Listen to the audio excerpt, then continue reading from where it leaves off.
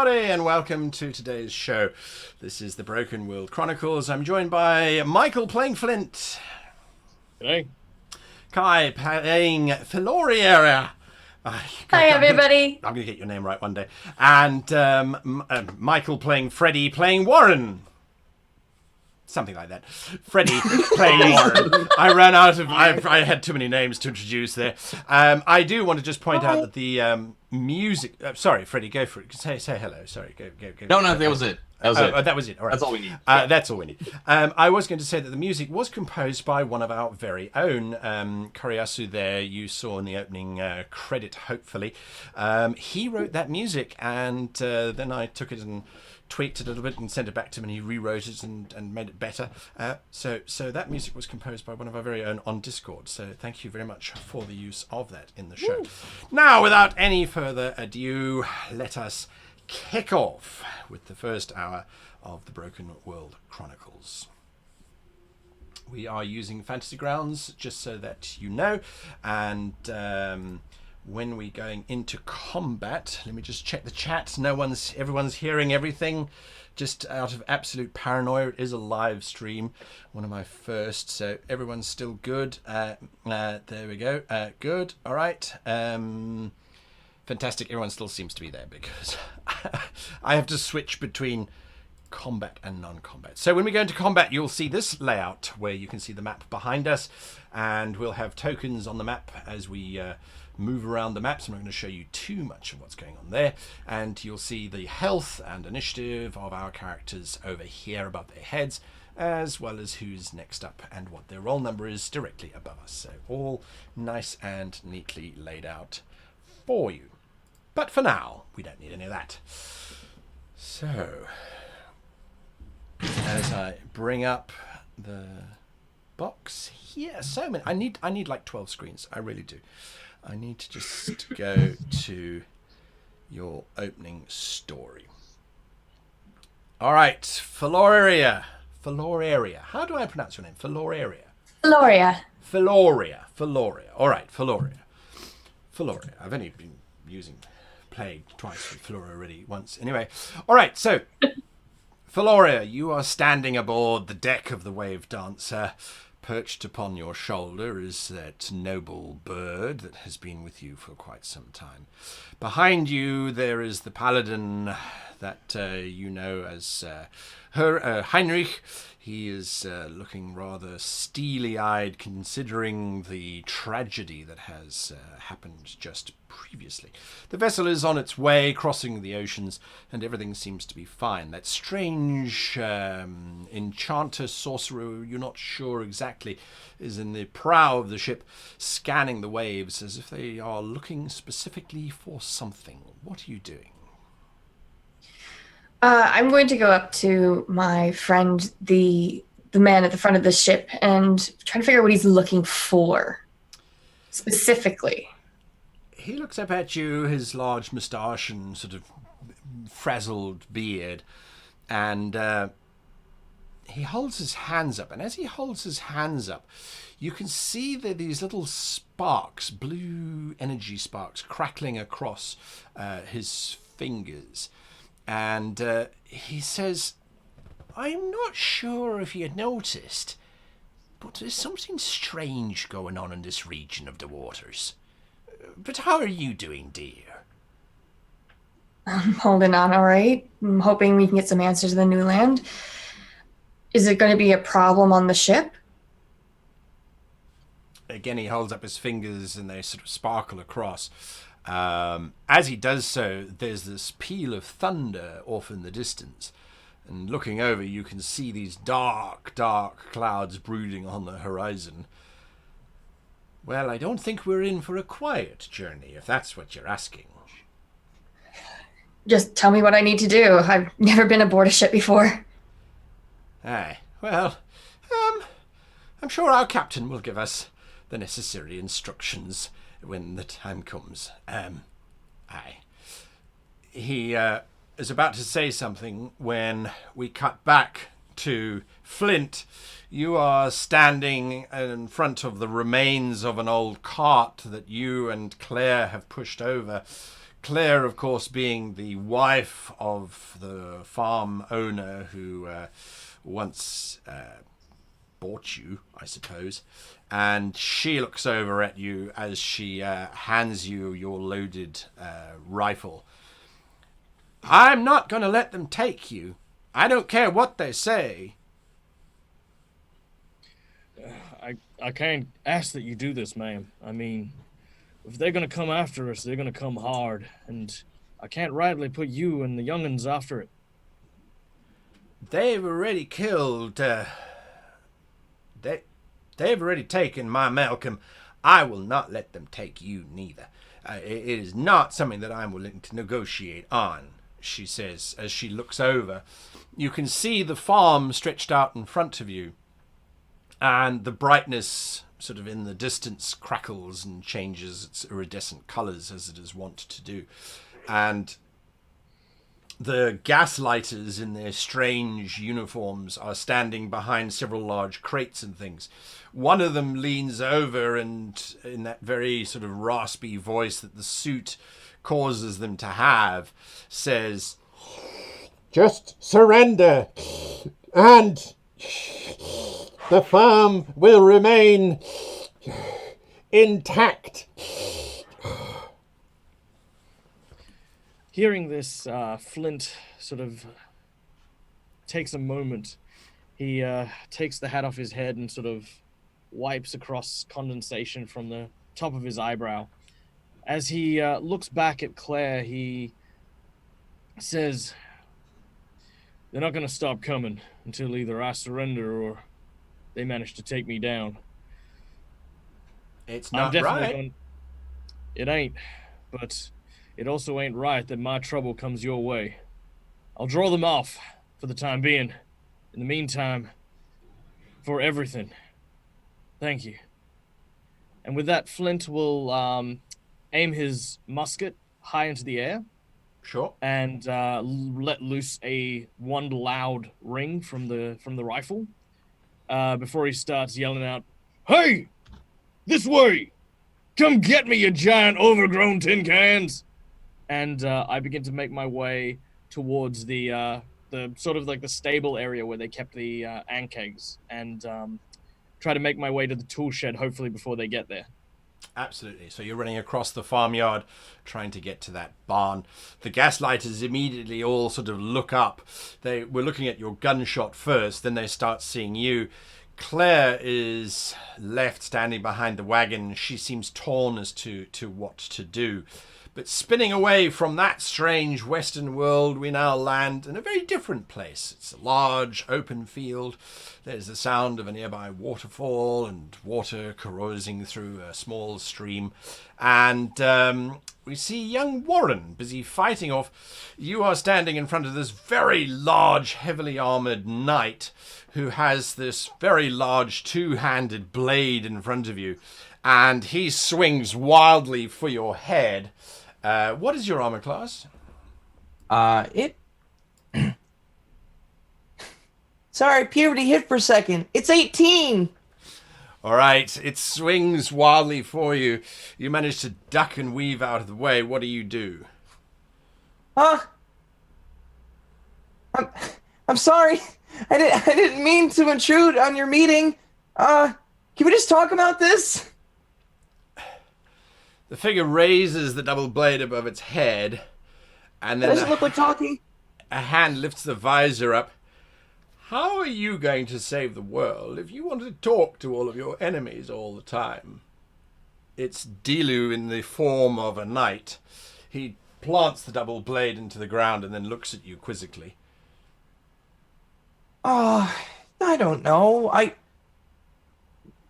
feel like the world deserves kindness, and violence is only a last resort. I have strength to protect. And I know I have to protect myself, but, I mean, shouldn't I extend a second chance to those who might deserve it? He places a gauntleted hand on your shoulder and looks at you. You will find that there are many times where that sort of philosophy is appreciated. I hold it to heart, he says, placing another gauntleted hand on his chest.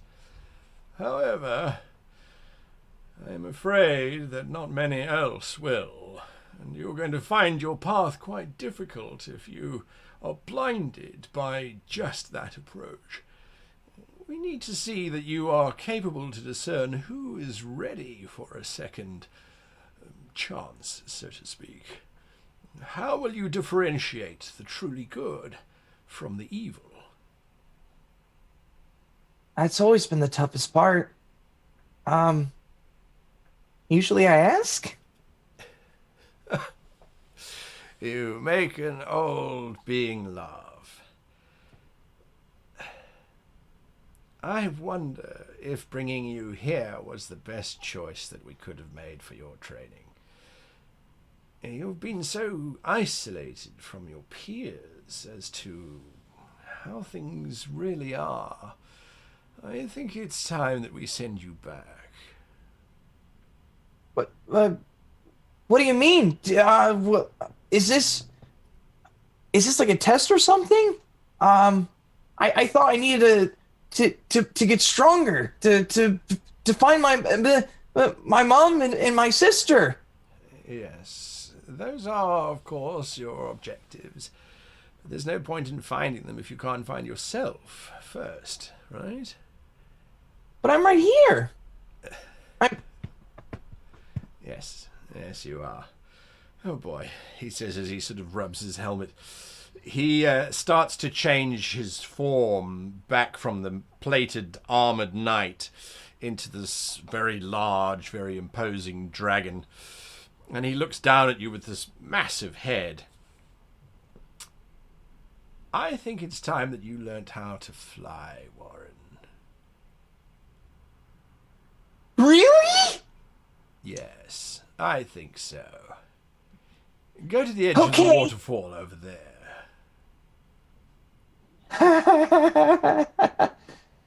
I'm ready. Is there like a bunny slope we can start with?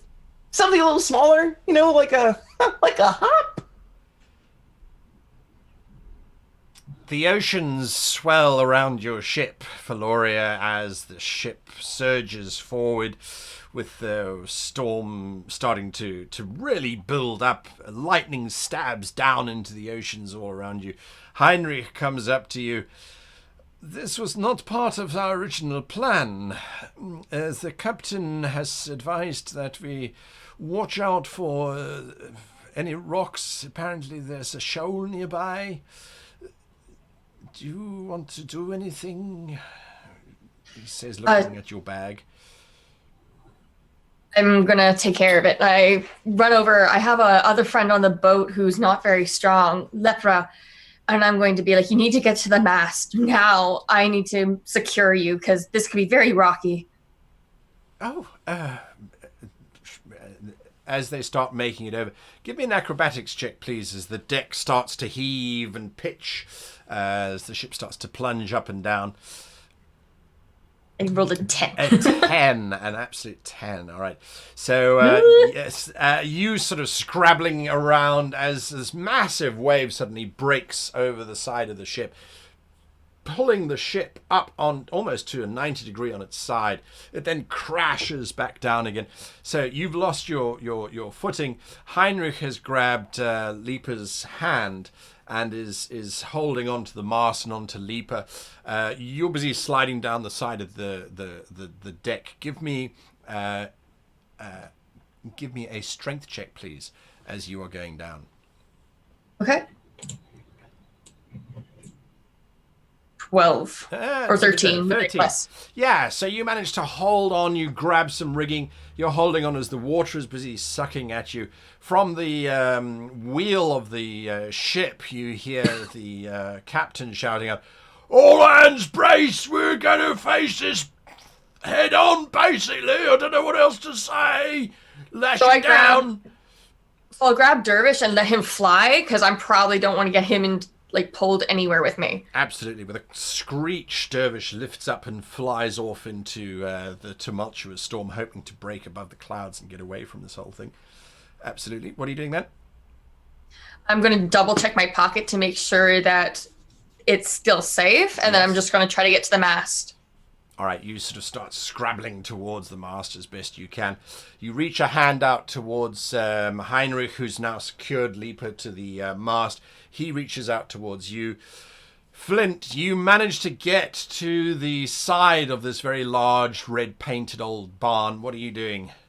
Well, knowing that the gaslighters are right on my trail, Flint throws open the barn doors and takes a quick count on how many ankegs we have stabled at the moment. After the burning, you only have 4 left. All right. Well, very quickly and astutely, Flint moves over to each of the corrals, flings them open, and yells, "Come on now, get here!"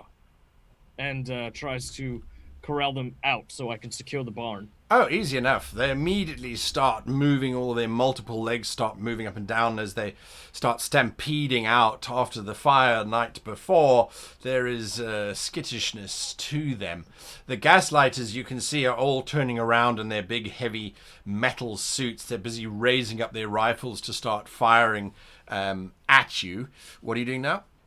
Once they're all out, I'll close the doors and start to move some heavy machinery over to the door, like whatever tanks, whatever hay bales, and try to secure myself inside.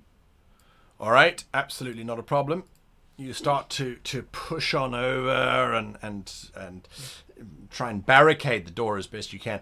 You hear the mechanical clanking of the gaslighters as their suits allow them to approach closer and closer. There's some banging on the outer of the door. Come out, or we will destroy you where you are. You are property. You have no rights.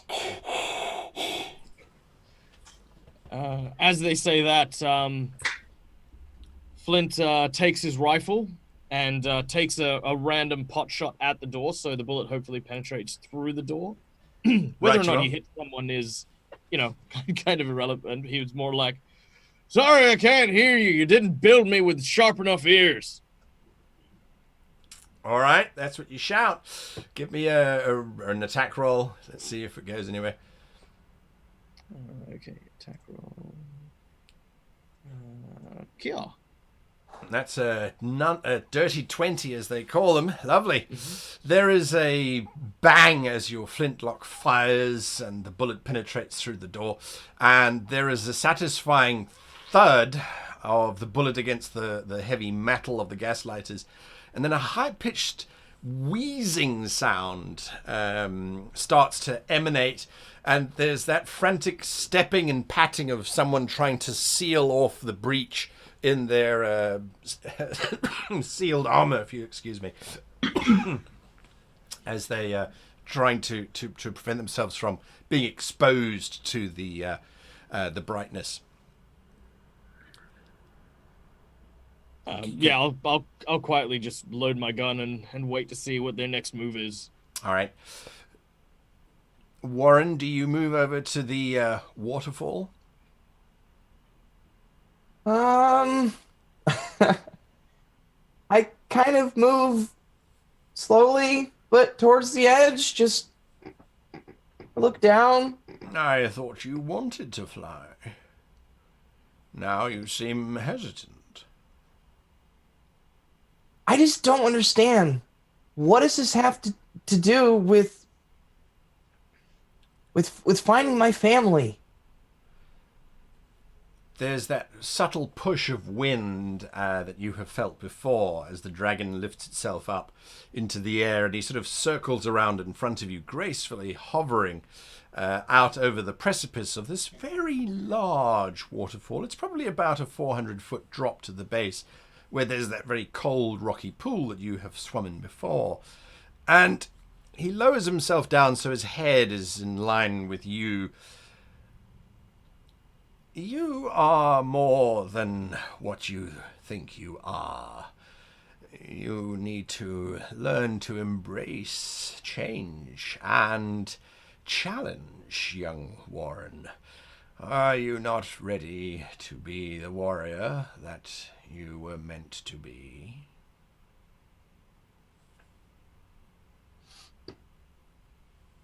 Mm-hmm. I'm ready. Well then, the dragon beats his wings, slowly moves behind you. His head comes in really close to yours. I suggest you learn how We to have fly. a new general, And he a leader flicks you amongst goblins off of everywhere. the edge of the cliff. I'm just like, 1, 2, go! You start plunging downwards towards this pool. That doesn't seem to be helping in the slightest. I'm trying real hard, Dylan. I'm trying to fly. At this point, usually you would feel his claws grabbing around you or his magic grabbing you, but there is nothing. And as you plunge towards this black pool of now very hard-looking water, from behind him you simply hear him say, "Good luck, Warrin. Remember where your heart is." And then you slam into the frigidly cold water. And Get on my friends. that's what happened. All right, Kai, over to you as poor old Warrin plunges into the water. More water washes over the deck. It's absolutely frigid as it drenches you. You are reaching towards Heinrich's hand. At the front of the ship, that bearded fellow that you had seen before, he looks back. You can see he sort of tied himself in, and he shouts, "We're heading directly for a rift! Change course now or we're all doomed!" A what? A rift! I look over towards where the captain be. Is he manning the helm at all? Yes, the captain is busy spinning the wheel, frantically trying to get control of the ship. But it doesn't look like they're managing. Heinrich has already tied himself in. He says, "I will help the captain," and he starts to try and untie himself. Floreria, you're the only one who's not. Don't! You're way too heavy. You'll go right over. Just let me stay with Hupra. And I start running as best I can. All right, so you're sort of running So as I the wait ship's till pitching. the ship starts to tilt back. So in that one moment, it comes level, and then book it, Right. and then brace when it rocks back. Perfect, absolutely. It takes you a good few seconds to get up onto the helm, and you can see the Orcish captain is standing there. He's pulling as hard as he can, and he's saying, we need to turn the sails! And the large lateen at the back, which has been kept up, you can see that it rocks from side to side, except that it's locked in place at the moment. There seems to be some debris that's locked in there, in the actual spinnaker part of it. If you can get that free, it should be able to spin and turn. All right, so I'm going to try to do that again. I'm going to take my rope out of my bag, loop it to me, and loop it around where the helm is so I can get back, and then try to let myself go. Gotcha. All right, so you're busy sliding your way down towards this thing. Give me an acrobatics check, if you please. Sure.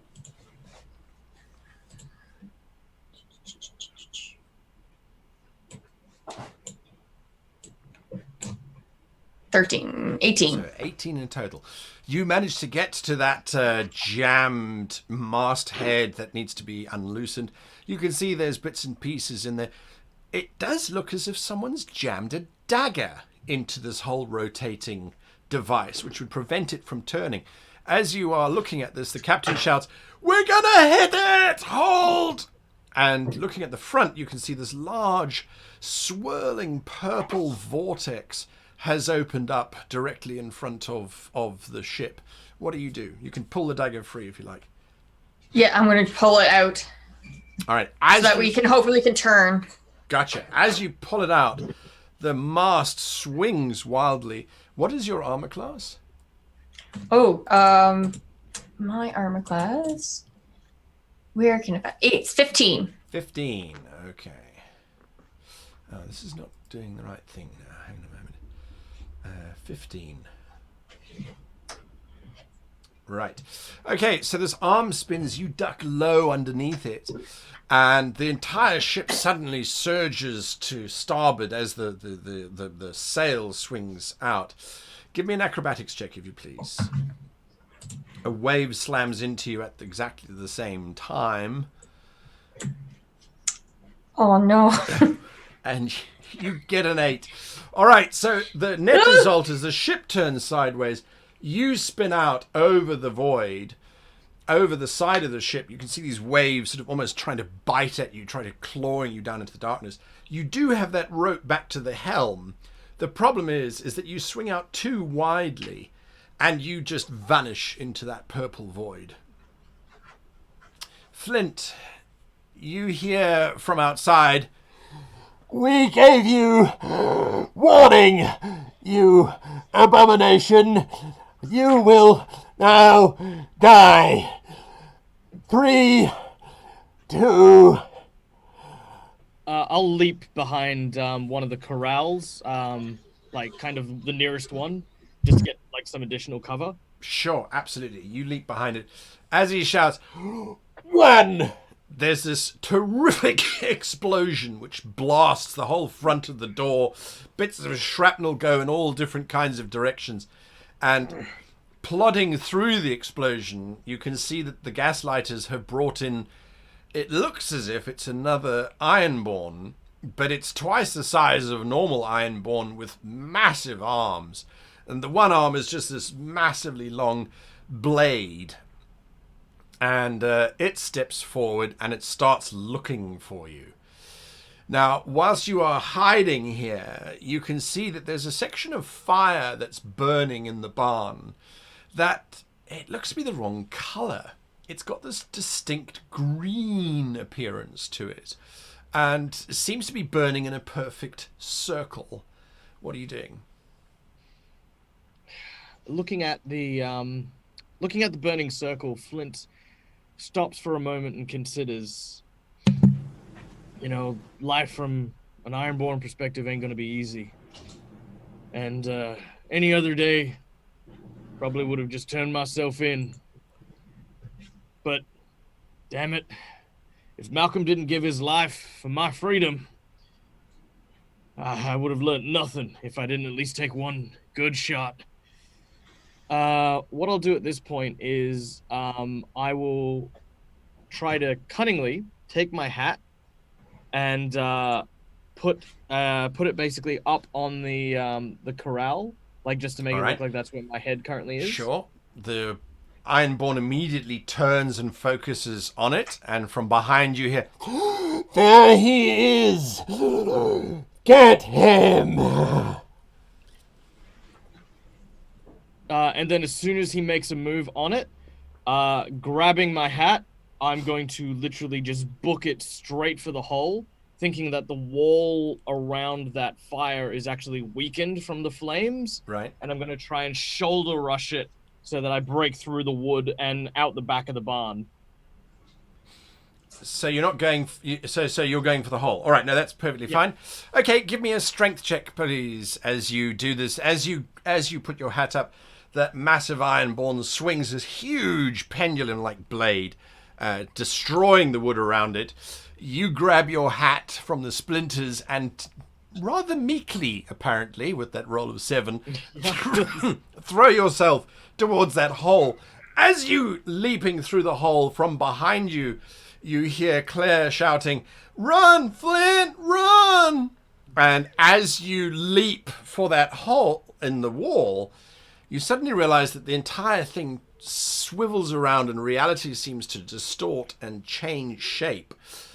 And it's now complete darkness for the briefest of seconds, until there is a brilliant flash, and this is for all 3 of you. As you are about to slam into the I beg your pardon, as you're about to slam into the waterfall's pool below, Warrin, as that wave is about to splash over you and you're in the middle of freefall, Floreria, there is a tremendous flash of light, and the three of you find yourselves disgorged, for lack of a better word, and I need to share this with you so that you can see it, in the middle of a courtyard.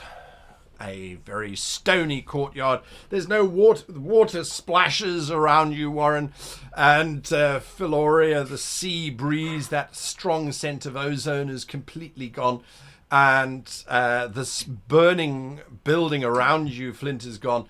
It is instead a very large courtyard in what appears to be a fairly large castle of some kind. The challenge that you have is that right now, that courtyard, although the map doesn't show it, is filled with, excuse me, soldiers running around, all wearing chainmail. There's fires here and there, and looking up, you hear someone shout, "Look out, it's coming!" And all the soldiers start scattering. As the three of you look up, there is this tremendously large ball of, you're not sure what it is exactly, but it's on fire and it's sailing directly towards the three of you. I am going to get the thing now to... I'm going to get Fantasy Grounds to roll initiative for everybody. So that means, Floreria, you are acting first. What are you doing? So I'm going to look around at what's still in the way. I see Warrin.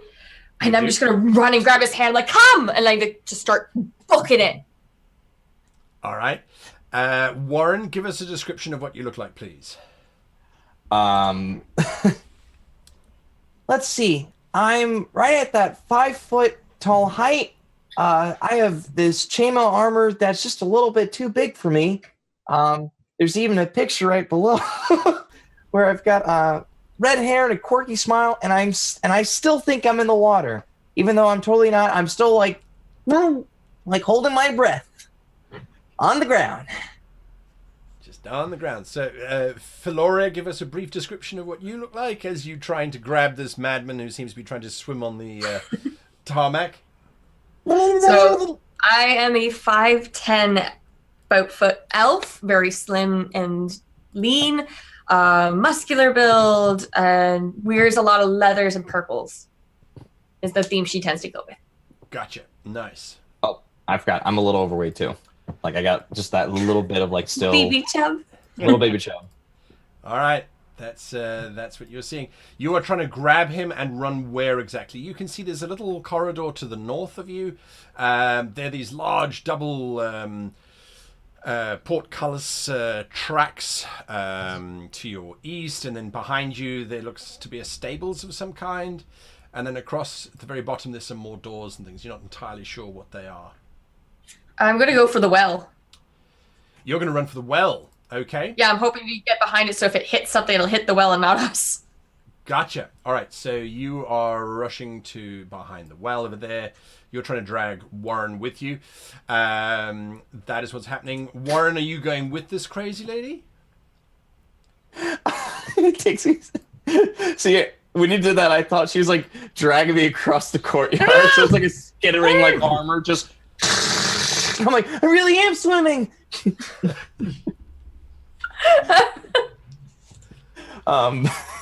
So, I mean, I guess I'm just. I kind of get up, react to all this, just like, what? I'm dry. Fire!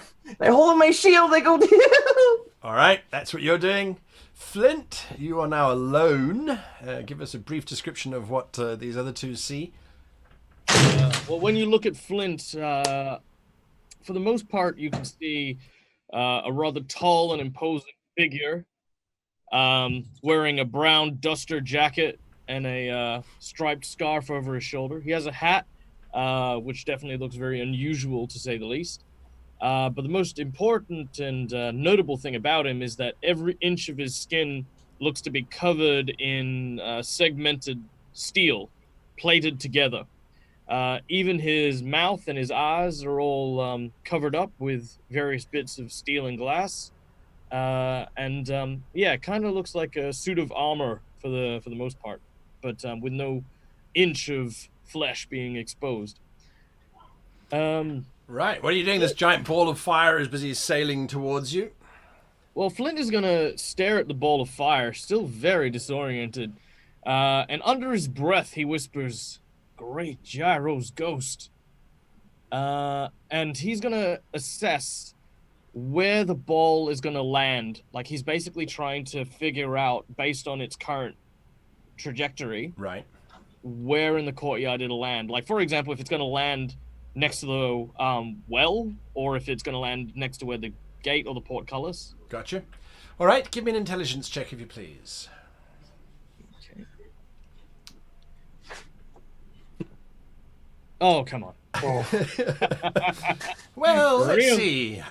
Based on current wind velocity and the fact that I have no idea what that thing is made out of, it's going to land somewhere. That's That's exactly it. This is definitely going to land. This is definitely going to land on the ground. I'm certain of that. All right. So, I'm going to run for the well as well. Gotcha. All right, you can move yourself. Well. Well. Fancy meeting you here. I thought for a moment you'd be like, the fire's going to fall right about there. Okay. Yes, right on. Absolutely. So that means collectively between the three of you, I'd like you to please choose a number on between 1 and 8, including 1 and 8. 7. 7 is the number that was 4. called first. All right. Well, we're going to go with 7. 7 is what Warrin called. So if I roll a 7, it's going to land where you are. And there we are. 2. It lands out in the middle of the courtyard somewhere. There's large amounts of explosion.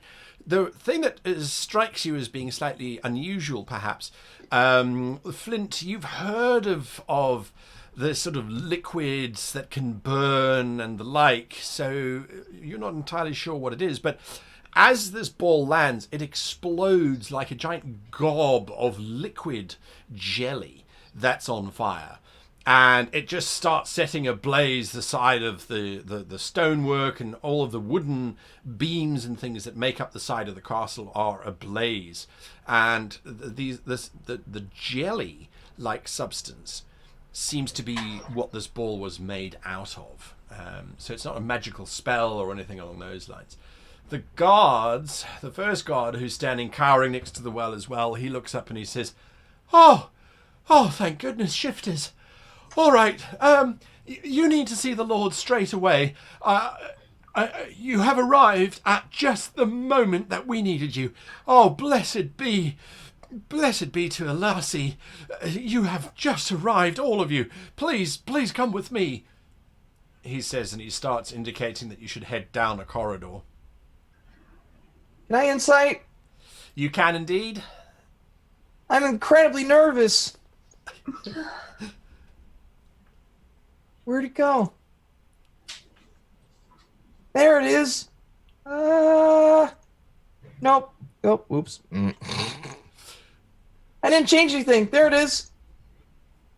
Boom. He seems absolutely to be telling you the truth. He is completely relieved to see the three of you. There's a little bit of concern because 2 of you are sopping wet, but silly, Floreria's sopping wet, you 2 aren't. And he's never seen an Ironborn before, so he has no idea what Michael is, but he assumes it's some kind of knight armor stuff. So he seems really relieved at this prospect.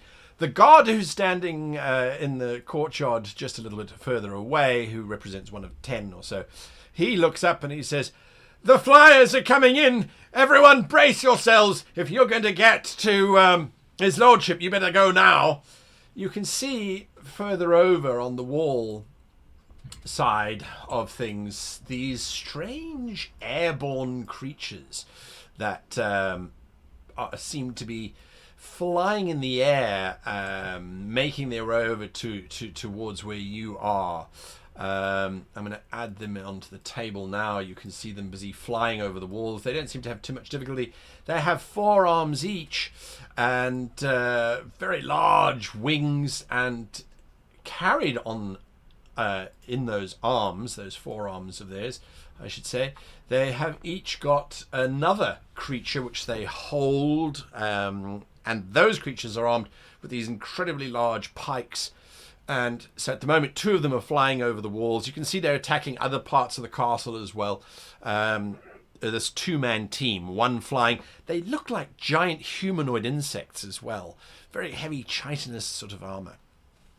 And that takes us through them to Floreria. What are you doing? I'm going to start booking it to the guard. I'm just like, show us the way and let us know what we can do. What is happening? And what on earth is a rifter? He looks back at you and he says, "Oh, so many questions. Right." As he runs down the corridor, he gets to a door which he sort of hammers on furiously. "Let us in! I've got shifters with me." He turns to you. He says, "You just came through one of the rifts, right? So you can shift between dimensions. You've got to save ours." But his lordship will know more, he says as he's banging. "Let me in, damn you! I'm here. It's me. It's Eric." As he's busy shouting. I check my pocket again to make sure. Yep, your pocket's contents are still intact from what you can sort of feel as he's busy banging on the door there. That's Floreria. These creatures are busy moving in. Warrin, what are you doing? You put me in a corner, God. I'm gonna yell the other guard and other armored person. Quick, we should go inside, says manly me. So you're trying to sound older. Uh-huh. And I will watch your back. And I take out my warhammer and shield and just get ready. All right, are you going to move to in front of that little alleyway? I'm going to stand guard here and let the others get... Well, hang on. They're not really going to get through there. Like, there though. You're like, let them through here and I'll guard them off here. All right. Flint, what are you doing? Oh, holding action attack for any enemies coming near. With the glob of flamey jelly ooze thing, you said it was burning like the wood and stuff like that. How does it handle, like, is there any like metal that is covered in this stuff? And if so, is that also like kind of melting and on fire, or? It smacked into the side of the castle down here. It doesn't seem to be melted. There's no metal that you could see as such. And the parts that sort of fell against the stone is starting to crack, but the wooden sections are definitely on fire. Ooh. All right, so it's powerful enough to crack stone. So that whatever they're launching at us is definitely highly volatile. I highly recommend everyone get inside. So Flint is basically, going to yell out, "All right, everyone, quick, you need to get inside. Any of that stuff get on you, you're going to go up faster than a house in Tinder Day on Christmas. Go, get in." And what he said. He's going to be yelling at the guards. Right. And he's also going to take his musket and aim at one of the flyers, hopefully one of the ones that are on the other side of the wall still. Sure. And I'm going to take a shot. Make your attack. So if you roll your d20 and you drop it, if you take your attack dice and you drop it on the actual character in the combat tracker, it will automatically attack against it if you are not familiar with Fantasy Grounds. Okay. Let me... You take aim, sighting down the length of your rifle. Okay, hang on. Sorry. This thing's wings are busy beating as it flies over. It's got these large mandibles which are busy clenching open and closed. And you fire. Oh dear. Your first shot of the game, and it's a natural one. The bullet goes wide as there's this tremendous thud. Now, Floreria and Warrin, neither of you have ever experienced flintlocks before. This is from a different time period to the two of you. So it could be a mage firing off some magical spell of some kind, but it did look like the man lifted up a stick and there was a big gush of smoke from the front of it. That's a crazy staff, man. Staff? The guard manages to open up the door and he starts leading you desperately inside. The other guard takes up position next to you, Warrin, and looks over at you. Well, I don't know where you came from, but we appreciate the support. These bastards have been attacking us since last week. It's their final push, no doubt about it, and I'm afraid you've arrived at the wrong time. The castle's going to fall. Then we'll push back. That's what we said 10 days ago. The first bug creature skims over the walls, and it drops its charge and immediately swoops away to somewhere else. It starts moving away. Its charge lands, runs forward with both... Well, the top two arms are just open with these large claws. The bottom two arms are holding this long pike, as I said. It comes rushing up towards you to make an attack against you, Warrin. First attack is a miss. Second attack is... a hit as it rolls a dirty 20. That pike just getting in underneath your defenses. And as it slams into you for 15 points of damage. Yes, that's exactly the sound you make. It releases a sort of clack, clack, clack, clack, clack, clack, as its mandibles are just banging together. It seems quite excited to have got to this point. Floreria. So I'm gonna go back one spot down because I heard the little kid's voice, and I know he's not following right now. So I'm gonna run over and seeing the thing hitting him. I'm gonna draw my bow and fire at it. Absolutely. So you make your attack against Scout 1, the Klak Scout. So. There it is. That is a palpable hit.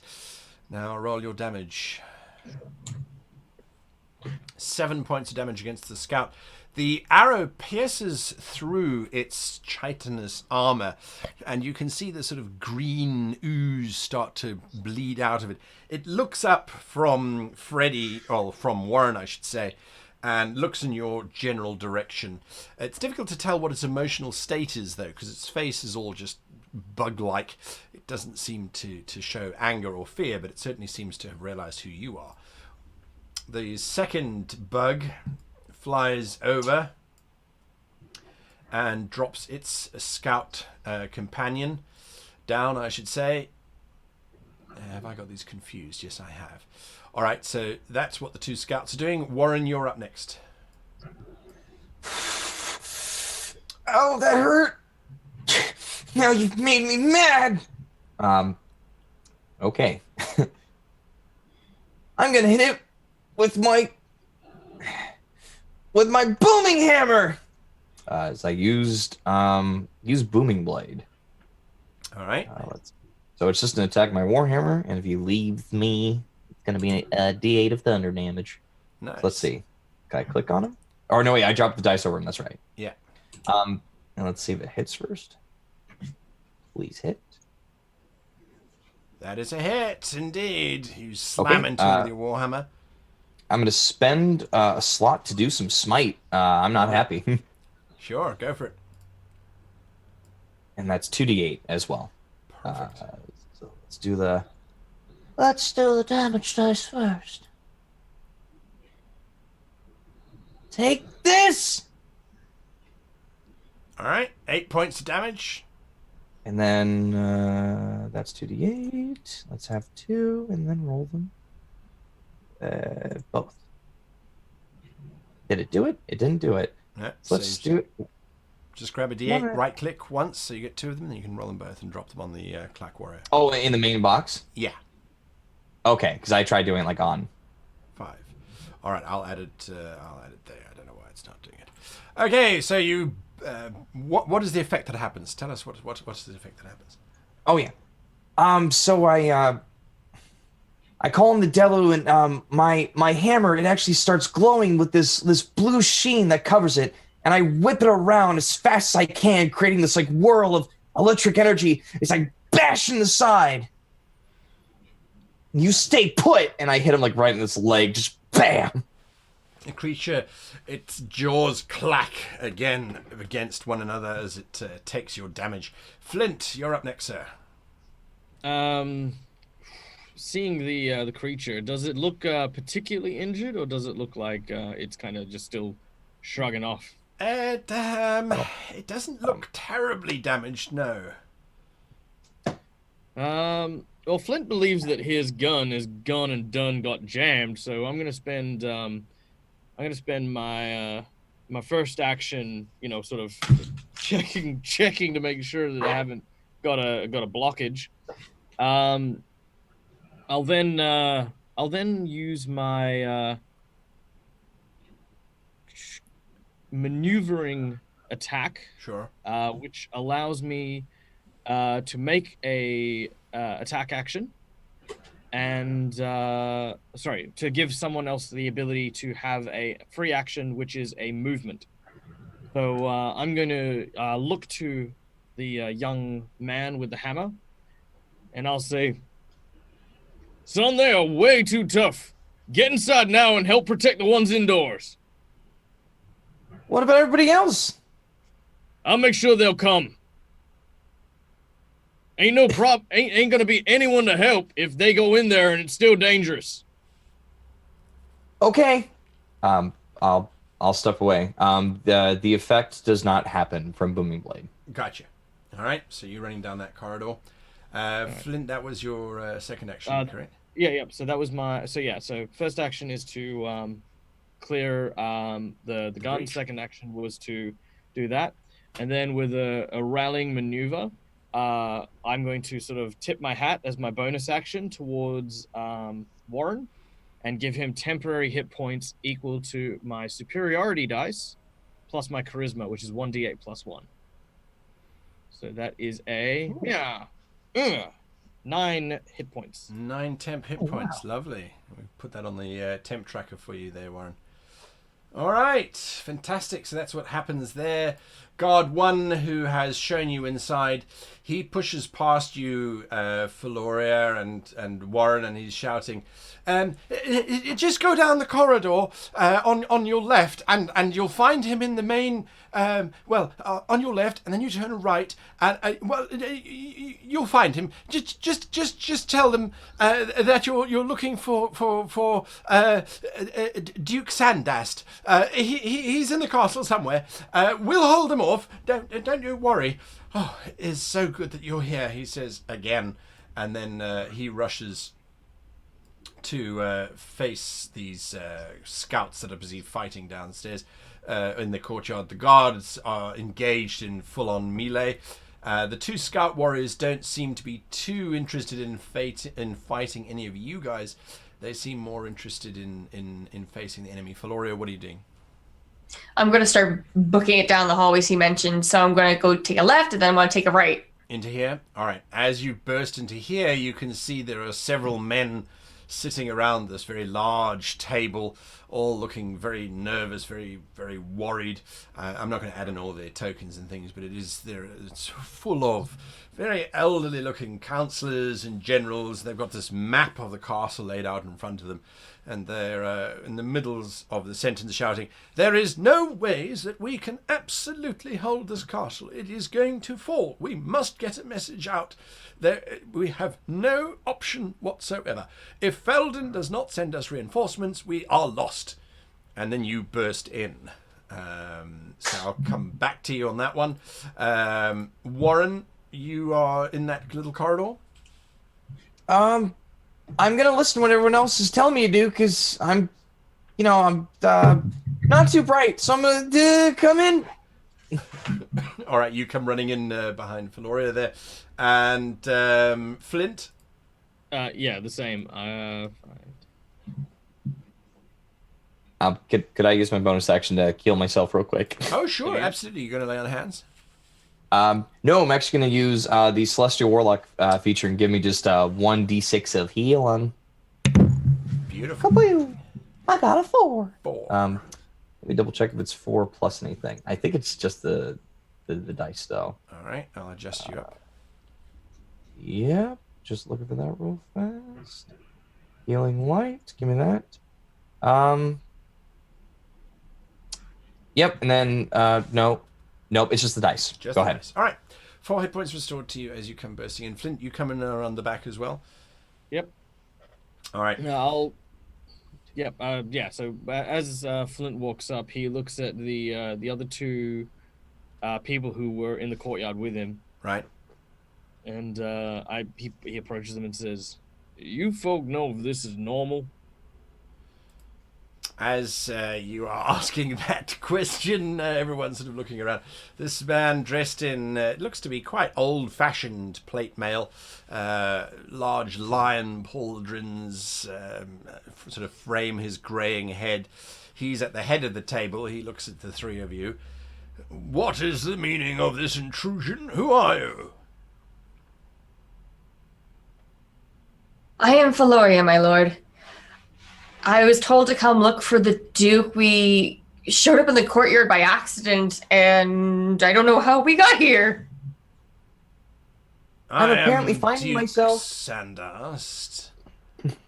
What do you mean you showed up here by accident? I was on a ship, and then I fell through a big swirling vortex, and then I popped out in the yard. One of the councilmen who is sitting around the table, this very elderly looking woman, she says, "You came through a portal. You're a shifter. Tell me, quickly, do you know how to shift again?" I don't know what shifting is. Well, that's unfortunate. But perhaps Duke Sandhurst, they should take the object. It's safer in their hands, at least then the Klak won't get them. The Duke looks at the three of you. What are your plans now? Live! Live. I gotta say, I'm gonna have to third that expression. I'm glad you say that. I'm afraid you've come to the wrong place, though. We're about to fall. If you haven't noticed, we're under attack by the Klaks. I don't know who you are, but if Miriam there does believe you to be shifters, then you may be able to do us a service. We obviously are under siege, and he sort of gestures towards a map on his table. You can see arrayed around it are these large red wooden blocks that seem to indicate the enemy, and it's on three quarters of the castle. Are surrounded. The one quarter that is not seems to have this large sort of swamp expanse beyond it. And he looks at you and he says, "That is the swamp of Ul. If you would make it through that, you could reach the city of Eldoon and request... Well, you could request that they send a relief force to try and help us survive this assault. It might be too much to ask, but if you can shift, I believe that means you could circumnavigate the enemy forces that we believe to have avoided that swamp. Ul is not a very nice environment. Would that be something? I'm not good with words. What does circumvent mean? Well, it means that we're almost surrounded, and you can get past those kinds of defenses. You're shifters. You all have that ability. Y'all Isn't keep that using true? this word shifter, but it still don't make no lick of sense to us. No. I agree with the giant metal man. What? He's an armor. I'm not sure what any of you are, but from what we understand, you come from all over. And I had rather hoped that you would be able to save us. And that's where we're going to end this week. We're ending. We've run up out of our hour as this first episode comes to a conclusion. That awkward first episode always as you try and get everyone together. We'll see where things go from here. We're going to take a brief break. If you are watching on YouTube, the show continues in the next episode.